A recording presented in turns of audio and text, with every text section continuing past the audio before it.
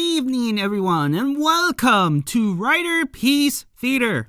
Me, Alistair Dayhawk, and tonight, me proud to present Kamen Rider Gavv, episode 17. It's New Year's Day in the world of Gavv, and we see Shoma, the king of sweets, junk food, and diabetes, pounding away at this flower, while Sachika is throwing flour at it. Apparently, they're doing mochi. And it's a Japanese tradition that I believe they do every New Year's Day. And it's to give them good luck and whatnot. And, of course, the opportunity to make their own mochi. Right not? And so, after making their own mochi, you see them both eating. And Shoma is liking the mochi that he helped create, and he is about to eat. He's been eating. About to write on his food diary, and I find it odd that we didn't get to see his Gavv create a newborn Kachizo, considering that mochi is sweet and it's ice cream based, right? It's ice cream. But we didn't get one, so I find it to be strange. And so, as he is continuing to write on his diary, we get to overhear these two women in the back. And they're talking to each other about this kid named Takashi who went missing for a couple of days.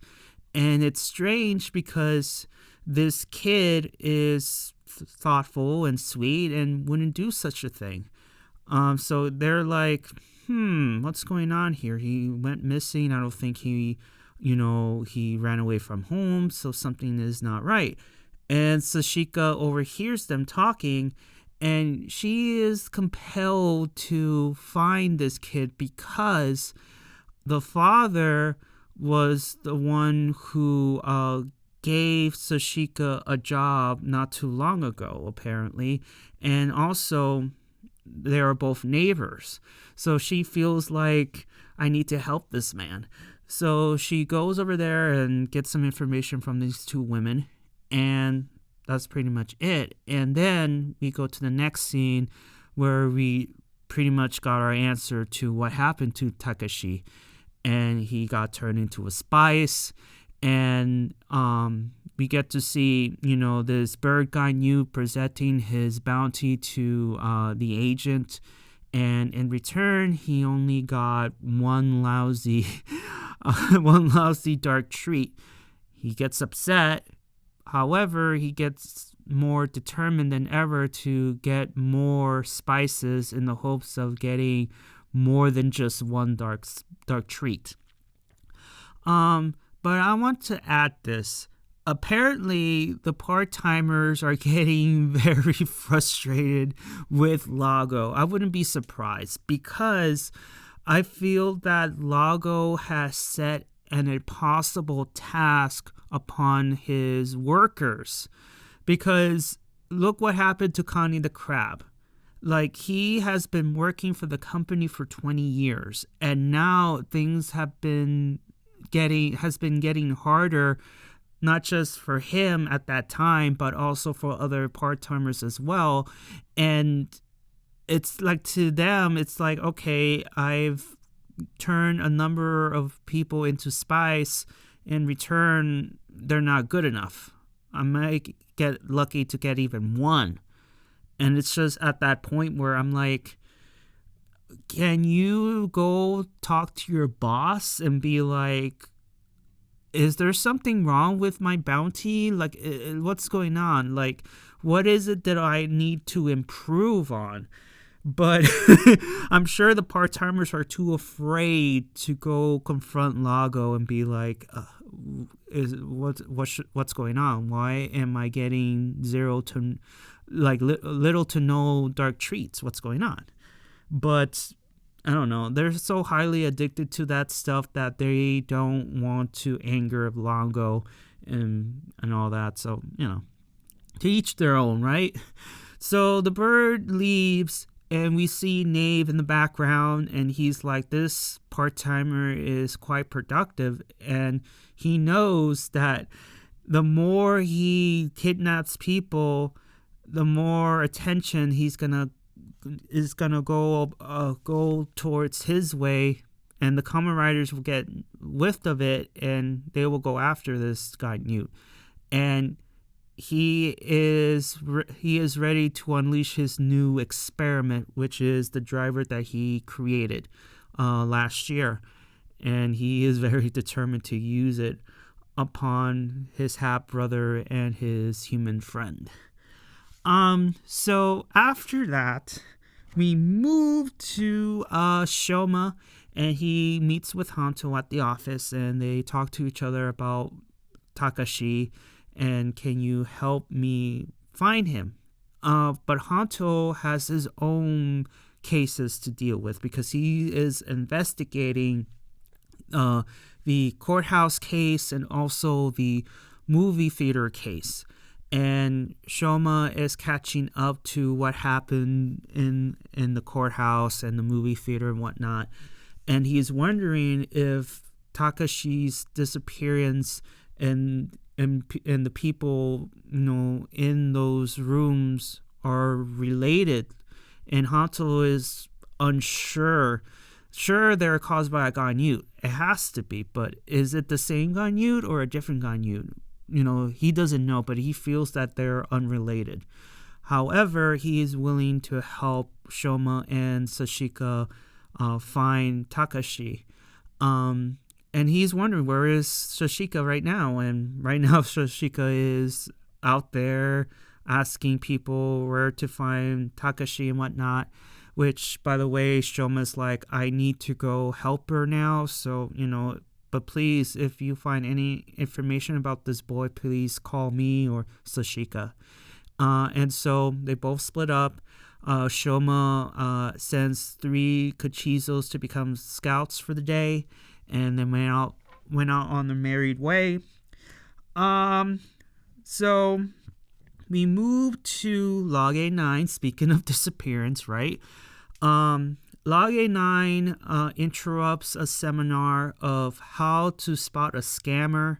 Apparently, this seminar is full of old people, and the host stopped the meeting to address Log A9, telling him that, I'm sorry, this is only for older people only. He didn't say anything except that he just reverts back to his Ganyu form. He does his tentacle thing to stun them and turn him into spices and whatnot. And then we immediately go to Shoma, who is talking to people, asking them, have you seen this kid? And then he bumps into Log A9. And Log A9, he has this mean streak about him towards Shoma.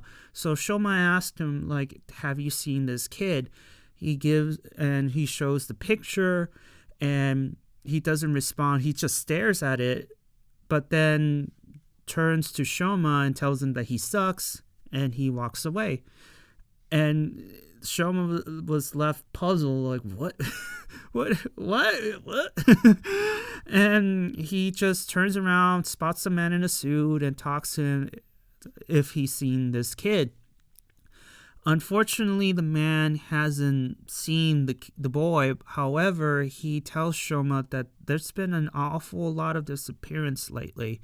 And Shoma assumes he's referring to the disappearing cases, the courthouse and the movie theater incidents. And he's like, no, not at all. Like, yeah, that too, but this is unrelated from those 2 cases. I heard that there's a girl who went missing for a couple of days. And Shoma's like, oh, really? And I'm like, So he's like, okay, there's more disappearance going around here. Like, what's going on? So after that, we go back to Log A9, and he's like, what does it take to win these people or these Ganyut's trust? Because he's been, getting a bounty full of spices. Like, he's like a Ganyut that targets a group of people and whatnot, compared to other part-timers who just targets people one by one. So he's starting to become frustrated until Nave shows up with his suitcase. We all know what's inside in that suitcase. And so Lage 9, greets him, and assuming that he came over to get, to turn in his bounty. But Nave was like, no, leave that to my brother. I'm here on other business. And he offers, hey, are you interested for a second job? And Lage 9 was like, oh, do you want me to go against your brother? Is that what this is? Like, I'm loyal to him and whatnot. And Nave was like, drop the act. I don't believe you. I don't believe you at all. But Lage 9 was like, okay, fine. But what is it like? What is the second job? And what is it? What's in it for me? And Nave talks about the Gainute hunters, aka Shoma and Hanto, the Kamen Riders. Have you heard about them? And Lage 9 said yes. And Nave says, like, would you be interested in defeating them? And I will give you the power to do so if you accept. And Lage 9 was like, I don't know, man. Like, sure, you will give me the power to do so. That's great and all, but I don't know. I don't know if I want to do this. Besides, like, if I do this, that means I have to go against your brother. And also, like, what is it for me? Like, what would you give me in exchange for doing this job? And Nave pretty much offers him the world. I can give you dark treats. I can give you anything else if you don't want dark treats. Anything you want. I just want you to do this little thing for me if you're interested. And, we get the opening of the box or the suitcase, and we see the new driver, Nave Creative, and you see the face of Lage 9 really pondering, like, should I do this? Should I not do this? Obviously, he's going to accept. So it's just like, okay, just take it already. We all know you want it. So we move to Sachika, and she is talking to Takashi's boss, and the boss tells her that after work, he was going to go to Sunny Hill Park to go practice his tennis. And so Sachika goes out and tries to find the park. While at the same time, you see Hanto investigating the movie theater, and you see him talking to the movie manager. And he doesn't know, like, this whole disappearing thing. They don't, because he was about to go clean the theater, and he saw an empty room, and he was wondering, where did they go, or they just left because the movie sucked. Like, he doesn't know. Like, they just, like, he saw a group of people watching the movie, and then all of a sudden they're all gone and everything's all clean. Like, it's like it remained untouched, so he doesn't know what happened. However, like, it's unrelated to the case, but he mentions that one of his co-workers have gone missing, and he hasn't called me or anybody else about skipping work or the reason why he's going to skip work, nothing like that at all. And it's strange because he is a thoughtful and sweet person. He wouldn't do anything like that. So he's just very concerned about his co-worker. And Hanto, just like Shoma, be like, it's unrelated, but what's going on here? There's been a lot of disappearances lately. A group of people went missing, and now, a couple of kids have gone missing too. What's going on here? So we immediately go to Shoma and his Kachizos, and unfortunately they couldn't find Takashi. And, he gets a call from Sachika telling him that she'll be going to Sunny Hill Park, but that's it, because her phone went dead. And then Hanto calls Shoma, wondering if he has any information. And this is where, once again, they exchange information on what they know. And, again, it's like it's unrelated, but I hear from the people that I investigated that so-and-so has gone missing for a few days, and they're thoughtful and sweet. They wouldn't do such a thing, which leaves Shoma connecting the dots here, be like, wait a minute. All these people that I talked to and heard said the same thing about this person being thoughtful and sweet. And realizing that this guy Newt is targeting these people with these traits. And he immediately thought of Sachika. So he just tells Hanto, look, I need to go find Sachika. She could be in danger. So, yeah, goodbye. So he is frantically running to go find Sachika. And, yeah. So we move on to the bird Newt. He eats his beloved dark treat and starts to prepare his next prey. And speaking of his next prey, Sachika, she goes to the park, talks to Takashi's coach maybe, or playmate, I don't know. And he tells Sachika that yes, he indeed came in and did his tennis practice and whatnot, and he went home.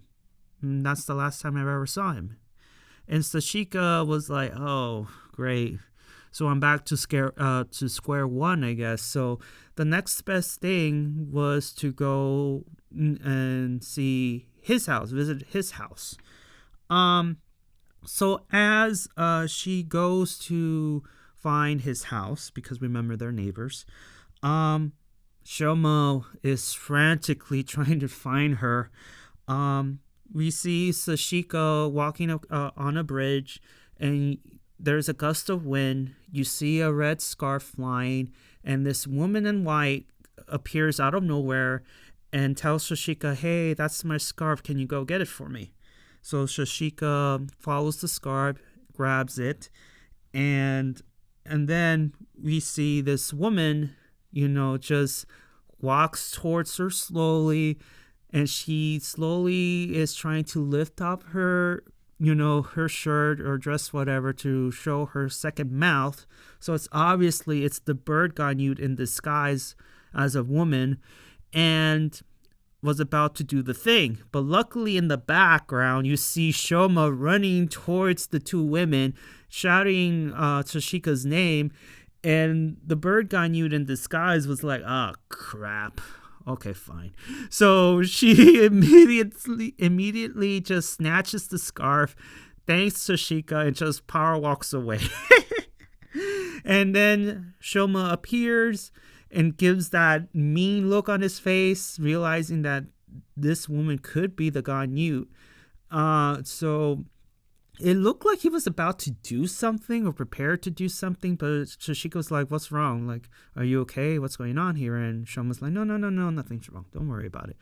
And then we get to the next scene where we see the woman in white just walking away, and you see Hanto running towards this woman or running towards Shoma. I don't know, but it looked like he was running towards someone.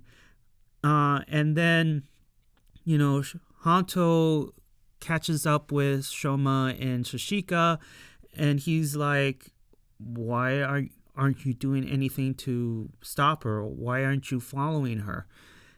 And Shoma's like, I'm like stunned, I'm in a tough predicament here. Hanto, Sachika is right here. I can't do anything.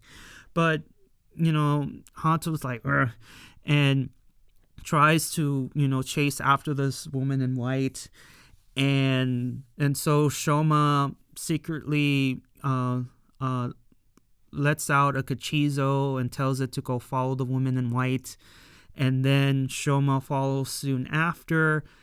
And Hanto, we get into the next scene. The woman in white disappears. Hanto is looking around the area. She disappeared. And then Shoma catches up to Hanto.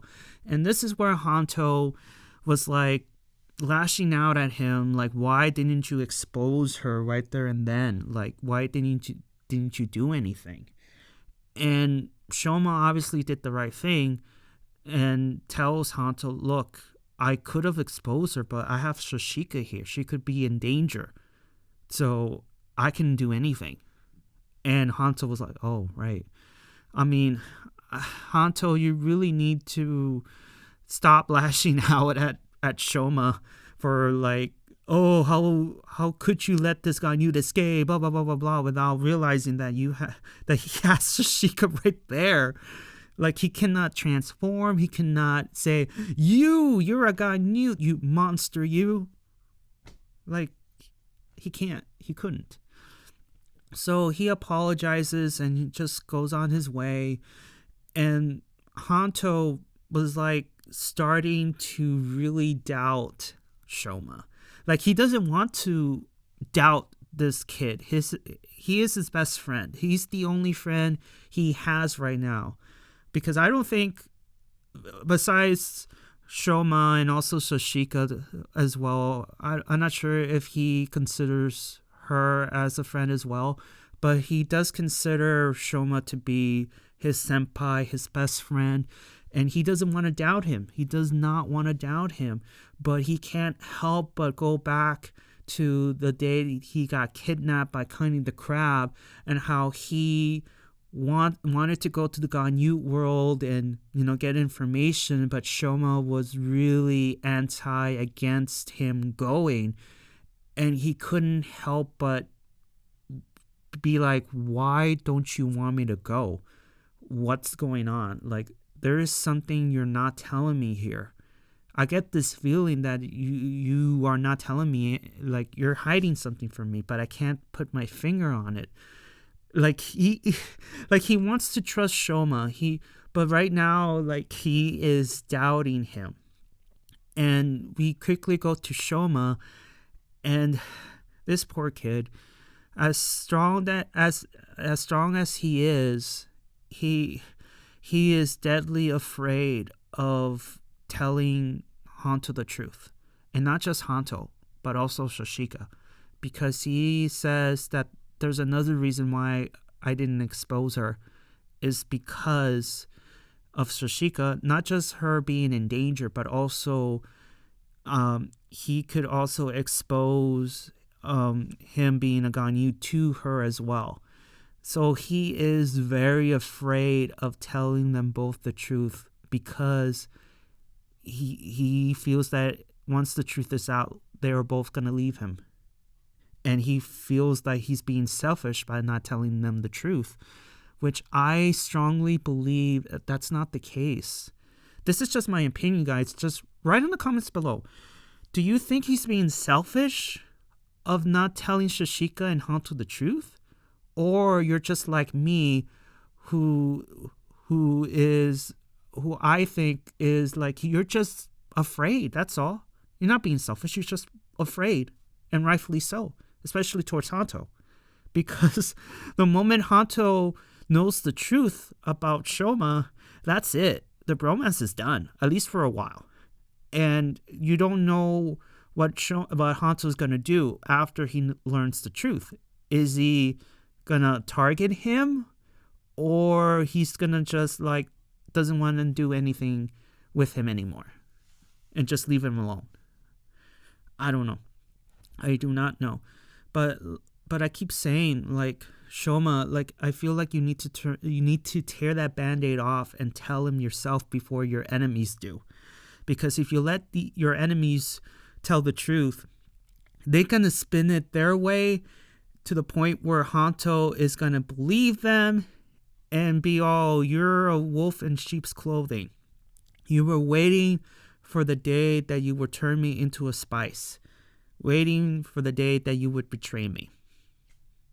And can you imagine if the truth comes out, if it was Shoma in that wolf form that pounced on Hanto's mom? I know it's a broken record, but oh my God, it's going to be really, really ugly. However, I feel like leave Hanto, like tell Hanto the truth last. But however, do it quick. But I feel that he has a much better shot in getting good results in Sachika. I feel that if Shoma would tell Sachika the truth about his origins, of him being a half Ganyut, I feel that nothing would change. She will be more accepting. She will give him a hug. And, don't worry about it. You still be my Shoma. Nothing has changed. And I can imagine the tears pouring out of Shoma's eyes, that, I never expected this because, for years people has viewed me as a monster. My own family disowned me. My own mother died before my eyes. And to have a human like Sachika willing to accept me as I am, I'm expecting waterworks when that happens. I'm expecting waterworks. But I also think that once he tells the truth to Sachika, I feel that Shoma needs to ask Sachika for some advice on how to deal with Hanto. And once she gives him the advice that he needs, I feel that he will be at least better prepared. But ultimately, with Sachika's help or not, Hanto is going to feel betrayed, and he doesn't want to do anything with Shoma anymore to maybe try and kill him. I'm just saying, but poor Shoma. I mean, he is stuck between a rock and a hard place, but I feel that go tell Sachika the truth and then move on to Hanto. But is it going to happen anytime soon? No. And it's going to be his fault. I'm sorry to say this, but it's going to be Shoma's fault for not telling, especially Hanto, the truth so much earlier, because it will take away his enemy's power to twist the truth. But he's going to get exposed. And yeah, it's not going to be pretty. So we move on from that sad scene to, let me see. Yes. So the Kachizo that is following the woman in white, which we all know it's the bird Ganyut, the Kachizo spots the woman in white in a parking lot. And then the woman in white, aka bird Ganyut, spots Lage 9, which, by the way, doesn't know that he is also a Ganyut. So the bird Ganyut tries to pull the scarf trick again, and Lage 9 was really reluctant, but he did it anyway, and gives back the scarf, and the bird Ganyut try to turn Lage 9 into a spice, but it didn't work, and knocks the woman in disguise on her ass and be like, lady, we're on the same side, we're the same species, so relax, we work for the same company, chill. So after that failed attempt of turning Lage 9 into a spice, we go to Sachika and Shoma. They return to the office, and then the Kachizo scout reports to Shoma and tells Sachika, hey, can you stay here for a while? I'm going to go see Hanto. And Sachika, poor Sachika, she's like, what? We just got here. Now you're just going to leave? I feel sorry for her. She's out of the loop, and she's just like, I don't know what's going on. I don't know what's going on. So Shoma tails the Kachizo, leading him to the parking lot, and then you have, Hanto following after. So I assume Shoma called Hanto to please meet me at this parking lot. And then we have the confrontation between the woman in white, aka Bird Ganyut, and then you have Shoma and Hanto. We have, once again, a 2-on-1 handicap match. They both transform, and they have their fight, and it's too much for the bird Ganyut. It's getting its feathers whooped, and it looked like it's the end for this Ganyut. until Log A9 came between the fight. And luckily for Log A9, the final attacks they went up instead of going to its target. But this is nitpicking. I'm like, okay, so you turn the direction of the blast up to the roof of the parking lot, and there's no hole in that ceiling. And there's a few rocks that fell on, not on Log A9, but just fell on him ish, like a few rocks. I'm like, wait a minute, a blast like that, let alone like two blasts, let alone one, can just pretty much creates a hole on a roof, and maybe, just maybe, have the roof go down, like the whole top of the parking lot will collapse on itself because of the blast. But I guess suspension, like lousy suspension of disbelief. I can't pronounce words, guys. I'm sorry. Anyways, Log A9 appears, and Shoma is in shock to see this man again. And then we get to see Log A9 in a new costume, and he transforms into his Ganute form, and then he takes out the new driver he received from Nave, and pretty much the boys were all in shock, like, what is that? Is that a driver? And then we see him transform into Kamen Rider Vlan. I will call him Vlan because it is a Vlan. And I have to say, the attention to detail is pretty cool, especially the spoons on his head. It's a nice touch. And Shoma was like, wait a minute, you're a Kamen Rider? Oh my god! Does that mean that you be fighting with us? You're on our side? And Hanto was like, idiot, no. No, he's a Ganute.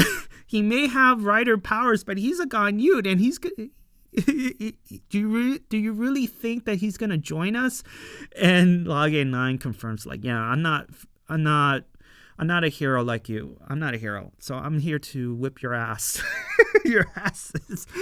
And it's an awesome debut. It's just a demonstration of Log A9's fighting ability and how he's able to use his Ganyu powers in combination with his newly acquired rider powers. And Hanto received the blunt of it as usual. Like, he got humiliated in the worst fashion. I have to say, like, Hanto once again showing this disdain towards Ganutes, because he said, like, yeah, even I don't care how he got his Kamen Rider powers from, he's a Ganute and he needs to be stopped.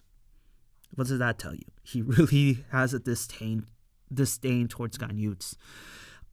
So Hanto gets his ass whooped in the worst possible way when Log A9 just sits on his back or sit on his ass and just taps it on his head, telling him that he sucks. And then Shoma comes in, tries to swing at him with a sword, but it's still like Log A9 is too good of a fighter. It became too much for the boys until he just humiliates them, just gives them the ass whipping. And yeah, that's the end of the episode, guys. I mean, that's an awesome writer debut. Poor Hanto. He's getting the spanner curse, where he gets little victories and a ton of losses. But I believe it's all by design, because at some point Hanto will be like, I'm constantly getting my ass whipped, and even with Shoma letting me borrow his Kachizos, it's still not enough. I need a power-up, which forces Hanto to go back to Dr. Nick and be like, hey, I need more power. Do something. And can you imagine Dr. Nick be like, okay, I could give you more power, but I think you're gonna need another surgery. Here's another, minute organ that if you want, I will implant it on you and you will get more power. And Hanto's like, are you serious? I didn't survive. I barely survived the first time. Do you seriously think that after the second time I will start walking again? Like, you need to put me asleep or just go to a secret clinic or a hospital for this stuff, man. But I believe it's all by design for the Hanto losses, because it's going to force him to go back to Dr. Nick and get the power up that he needs. And then that's it on that. And also, once the truth comes out, he will feel that he has no one to turn to except Dr. Nick. So, I mean, but then again, Dr. Nick is working with a Ganyut. And can you imagine Hanto, after discovering the truth, goes back to Dr. Nick's office and he sees Dr. Nick with Nave, and Nave is a Ganyut. Uh-oh. Uh-oh. Oh, man. The more I think about it and the more I make up these scenarios of what could possibly happen, the more messy this show is going to be. Oh, man. Hanto, it sucks to be you. Ooh. Oh, all right. Enough of the blabber. It's a good theory, but it's really, really bad. Good, but bad. Oh my God, I'm sorry. Oh God, I'm so sorry. Anyways, a great episode to start off the new year, and the debut was great. The danger has increased because more people are starting to disappear, and now with Login 9 as the Kamen Rider, Hanto and Shoma really need to retreat and regroup. Well, they need to regroup and hopefully step up their game, because right now he's OP. He is OP, and he's going to interfere with Ganyu battles from now on until he decides to change size. So yeah, I don't know what they're gonna do. And yeah, I think that's it, guys. That's all I have for you. Give me your thoughts about the episode. Did you like it? Did you dislike it? Did I miss anything? Even though I have my notes in front of me, I may have missed a couple of things. Give a like if you like it, and please subscribe. And tell me, did you like Kamen Rider Vlan's debut? Do you like the suit?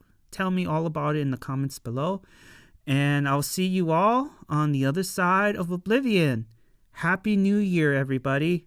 Johnny!